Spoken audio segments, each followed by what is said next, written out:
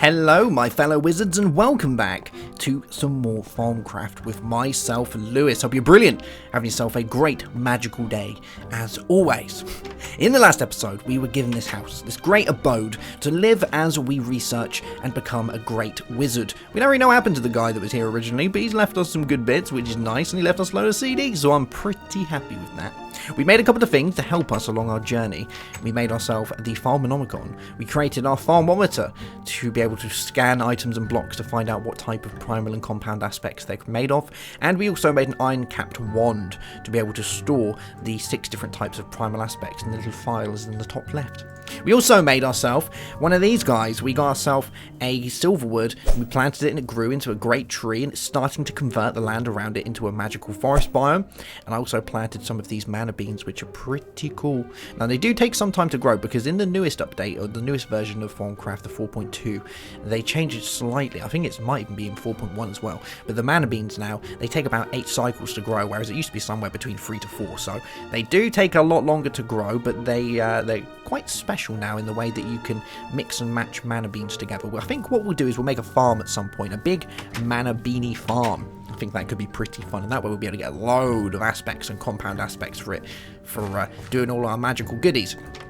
Now, between this and the last episode, I've gone round and I've done many research with my Thaumometer, going around and looking at different items and objects to try and find out what they're made of and research their components. And I found pretty much most of the stuff around my base, which is good. Now, it does take some time to do this, and a few things you kind of have to research inside your research table by combining manually different types of aspects to match them together. But through doing that, I've pretty much learned everything in my house. There are a few ones that I'm missing, as we haven't been to the Nether yet. There's a few bits there, but most of it is looking pretty good. And through this, I've managed to compile a good list inside my Thaumaturgist, in my aspects of magic, of all the different types and what they're made of. So you see, alienness has this in it. We have air, we have aqua, arbor, panis. We have mortis, metallium, messis, machinam, motus. And with all of these, it will show the things that I've scanned to be able to learn all of these. You see, they're all kind of basic objects around the house that I've been doing. I did go off as well and find myself a couple of great woods that had the spidery trees underneath, and with those, I got myself a few cool objects. I got a mundane amulet, and I got 2 mundane rings and some other bits, which is pretty cool. I've also been killing a lot of stuff to be able to grab myself a load of string and spider eyes and rotten flesh and whatnot, and we're going to use this today because I've decided that we don't look the part. We're not wizardry enough. We don't deserve it. Look at me. I'm walking around in iron armor. That's not very magical, is it? So we're going to make ourselves some magical attire so that we can look the part, and we can we'll actually get a bit of a bonus from it as well. And we do this through one of the types of research. So let's talk about buying research and gaining research, because there's 2 ways to get research now, and the main 2 ways are either buying or playing the mini game.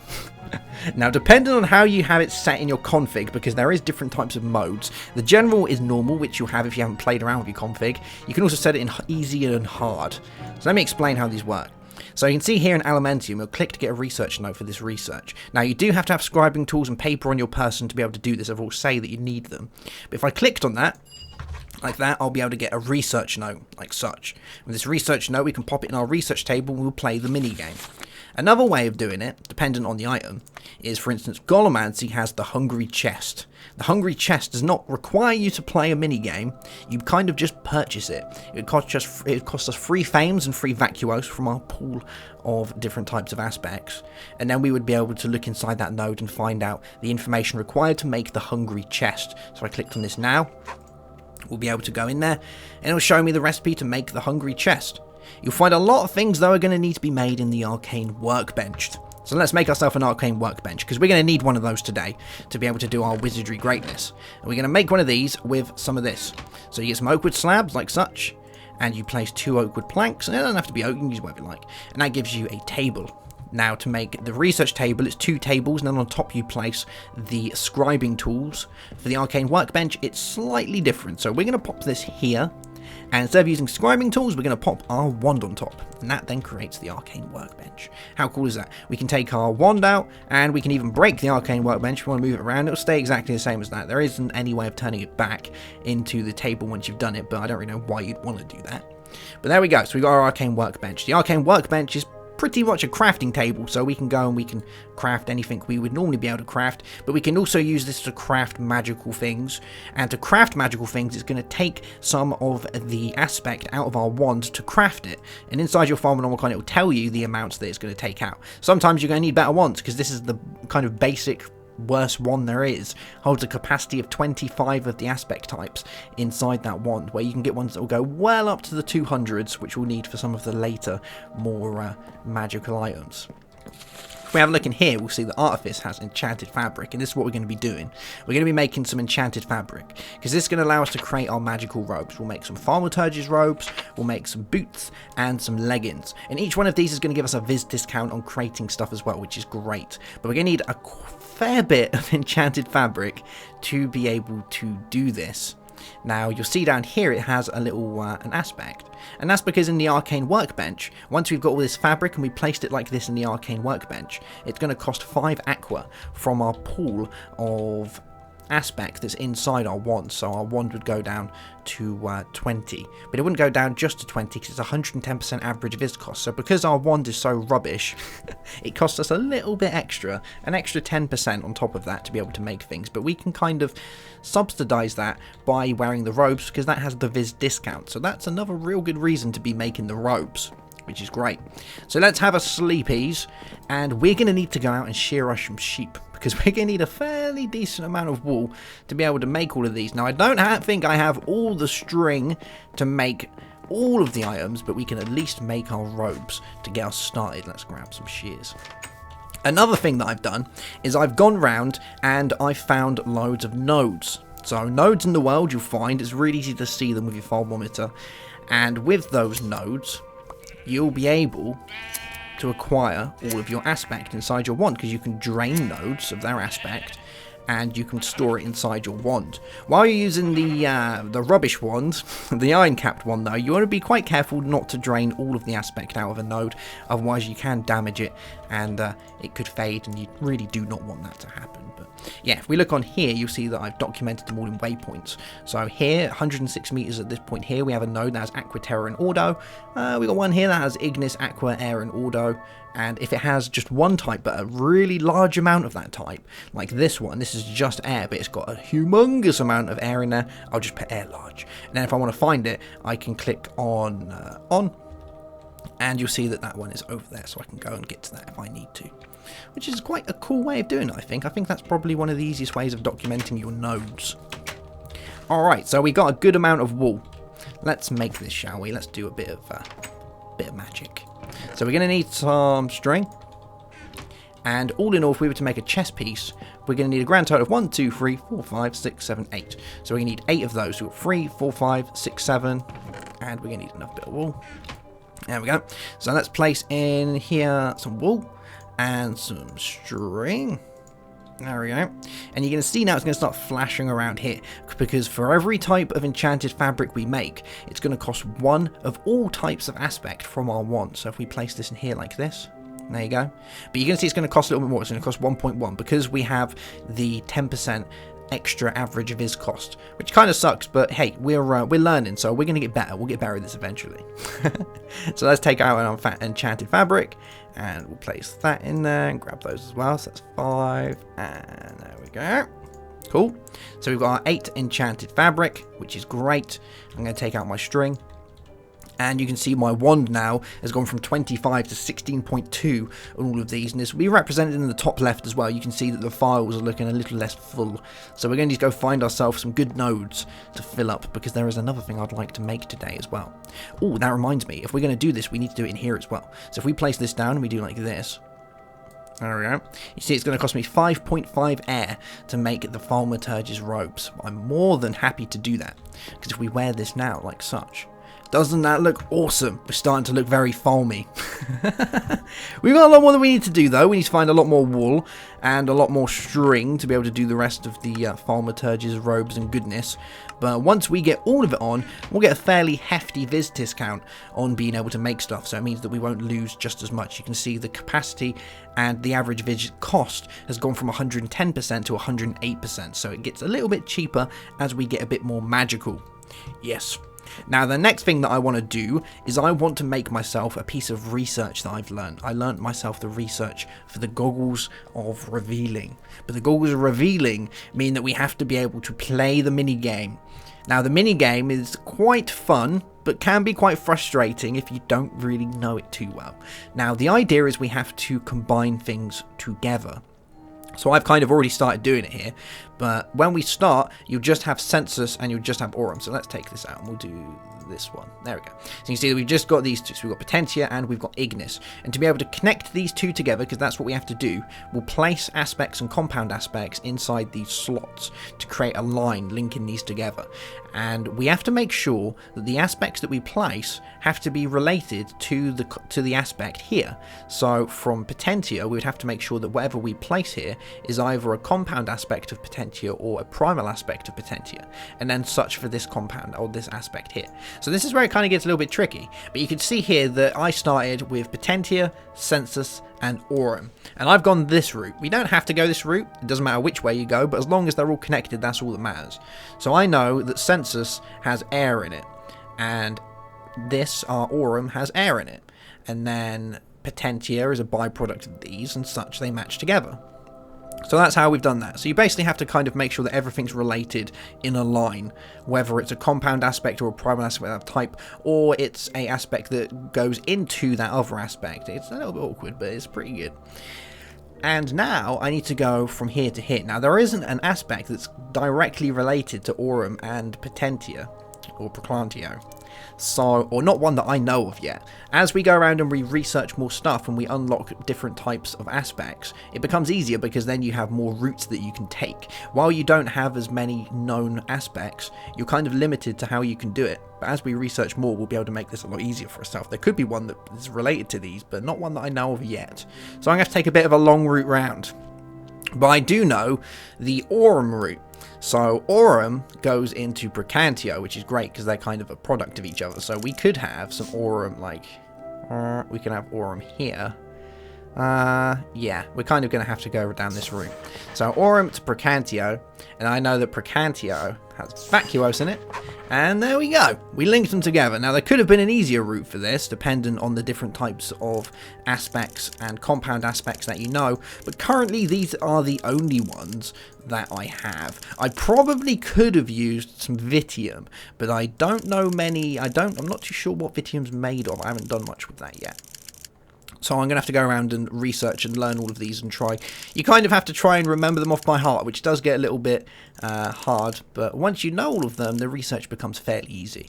But now that we've connected all of these up, like such, you can see we had to take a bit of an awkward route here. We could have probably gone this way as well. We could have gone from Census to Procant. We go whichever way we like. But as long as they're linked, we've now discovered the Goggles of Revealing. So we can take this and we can go whoof. And there we go. We now have the research complete for Goggles of Revealing, and I can now access this tab to see how we make these. So you see that if I wanted to make the Goggles of Revealing, I have to do it in the Arcane Workbench. It's going to cost me 2 gold ingots, 2 thermometers, some leather, and 5 of every type of aspect. So it's fairly expensive. Or free. Is that free of these ones? Auto and Peditio? Yeah, it looks like it. And that will allow us to make the Goggles of Revealing. So how much do we currently have inside these guys? We have enough. Brilliant. So we need to make ourselves a thermometer, aren't we? So let's go get the bits that we need to make another thermometer. We need some glass. We need some glass panes, aren't we, to be able to make a thermometer, I believe. Oh no, we just need that, which is great. We need 2 bits of gold. Let's grab some gold. And we're going to need some shards. And again, I'm just going to use the shards that I've already got loads of, because I don't want to go wasting my shardage. And let's do it in here. So let's make a thermometer. Brilliant. So we've got 2 thermometers. We're going to need some gold. And we're going to need some leather. Let's see if we have any leather. I don't think I do. That's fine. Let's go and get us some cows.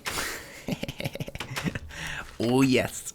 You may be thinking as well, while we're doing this, let me explain the visual in this. You may be thinking it looks slightly different. Your world looks a little bit different. I decided to kind of Shazam my world up a little bit. Because I thought, while we've got one mod in, we could probably do with making the world look a little bit fancy to kind of highlight all of the good stuff about that mod. So I decided to install Optifine. Now, I don't generally recommend Optifine because Optifine doesn't work that great with some mods, but with Thaumcraft it works fairly well, which is good. So it's kind of been optimized for that. So you can use Optifine, and this allows us to use the connected textures. That's why we have all of this cool looking grass all connected and such, and the world just generally looks a little bit nicer. And I'm also using a very basic version of a shaders pack that allows us to have the swaying things and stuff looks a little bit more illuminated, and the background depth is a little bit nicer. And I've gone with a very basic version purely because it doesn't make it look too much, you know? It doesn't make you go, oh geez, he's using shaders, I don't like them. It doesn't go too far. It adds a nice little blend, a nice little touch, a subtle touch that makes it look a little bit nicer. I didn't really want to go with the full-on glare and stuff because I don't think the full-on glare, for me, looks that nice. But I guess some people like it. But I just wanted to make it look a little bit nicer, and I think this does the trick, doesn't it? So let's get all of these levers and cubes coming with me. There we go. So we needed a grand total, I believe, of 4. Yes, we've got all of that. Brilliant. And while we're out here, let's see if there's any nodes around us for the drainage. Let's have a look. So waypoints. I'm going to go and activate all of my nodes. So we'll go you, and you, and you. There we go. And let's see if there's anything near us. So we've got node here. So let's go and find this guy. Yeah, there we go. We've got air, ordo, and terror. Nice. While we're here, we might as well do a bit of draining so we can get a load inside our wand in case we decide to do any more magical goodness. Where is it? There it is. So we can grab you and we can suck you dry. Actually, we want to make sure that we're not going to use it all up. Well, we got 13, 22. Yeah, we got enough in there. That'll be perfectly fine. So we can take all of this. We do want to be careful that we don't use up all of the aspect inside these guys because we can go damaging them with this wand. So that's we've got to be a little bit careful with that. Let's have a look. Let's see where we are. So we can go straight this way and it will take us back home. Let's turn all of these off. There we go. Get rid of all of those. Lovely. I really like the journey map. It's great for that sort of stuff. And it looks kind of nice as well, doesn't it? I had to turn off the mobs though, because there's mobs below us and it absolutely fills up the map with mobbage, and I don't really like that, but I like having the animals on because, you know, it makes it easier to find cows and sheep and squids and all of those guys. Yes. Cool. Alright, let's get this guy made so we don't have to keep running around with our thermometer. Now, we still need our thermometer for learning research of new blocks, but having our goggles on means that we'll at least be able to see all of the different types of nodes a lot easier and some of the magical going-ons around us. So, we're going to need this. There we go. We need some thermometers. Place these down here. And some gold. And we're going to need some leather to bound it all together. And that gives us our goggles of revealing. Yes, and this in itself gives us another viz discount of 5%. So when we've got this with all our magical robes on, we're going to have a fairly hefty amount of viz discount, which is good. So we'll grab you, and we'll pop these on. Bam, bam, bam, bam. Don't we look cool? We're starting to look magical. And now we have a viz discount of, let me grab my wand, a viz discount of 103%. So it's gone quite a bit down from the 110 that we already had. If we get a little bit more armor on, so let's have a look in here inside our Enchanted Fabric, we basically need a 3% viz discount. So 2% and 1%. So if we was wearing our leggings and our boots, we would have a 100% viz expenditure, which is great because that means that we're not spending more than we need to be. At the minute we're on 103%, so if something costs 5 air, it's going to cost us more than 5 air. If we have 100% average viz cost, it will just cost us 5 air, so that's great. And we can even get that lower as we get further into our magical whereabouts, which is great. So I like this. We can now go up to our nodes and we can see all of the stuff that's inside it by just looking at it. I don't need any of my goggly stuff. We can see here the air and aqua like such, or even linked in with Wayland now so that we can see the amounts like that. So we have 34 air and 43 aqua. If we had a look in here, we can see that this guy here, and this is a pure node in here, has 6 of the healthy stuff, 3 aqua, and 6 air. How cool. And I don't know if any of my mana beans are done yet. I don't think they are. I don't know. They don't look big enough yet. Should we test one? No, they're not done. Alright, we need to wait for those guys to grow a little bit longer before we go knocking those off, grabbing all their beanage. But there we go, guys. So I think that's going to be that for today's episode. I'm going to go and I'm going to get myself more of the aspects so that we can learn better stuff. And I'm also going to change up my armor. I'm going to go kill some more spiders, get some more wool, so I can have a full set of robes, which will look good. And then we'll decide on the route we want to take from there. I'm thinking I want to go into golems, because golems could be kind of handy. With golems, we can automate some of our farms, and we can automate some of the other bits as well, which is great. So golems are great for that. Alchemy is pretty good because this allows us to make things like ethereal blooms, and we can make candles and magical metallurgy, which is great because we can make some different types of tools, which is brilliant. And we've got things like artifice, which will lead us on to making stuff that can ward our house, so we can have paving stones of travel and warding that speed us up a little bit. But this also leads us on to these here, which allow us to make our lamps so that we can grow our crops faster and don't have to have so many torches all over the place, including the bone bow, which sounds pretty funky as well. Another good thing that you want to do is you want to try and rush these as well. So research expertise like such, and the advanced node tapping. These are all really good because these mean that you get a discount on the amount of aspect that you require when sucking nodes. But this will lead us onto this weird glowy dark stuff here. Ooh, I wonder what that could be. Cool beans. Alright guys, well if you're enjoying the series, make sure to drop a like, and if you're new, I urge you to subscribe for some more awesome magical content. Have yourself a great day, have a good one, as always, and goodbye.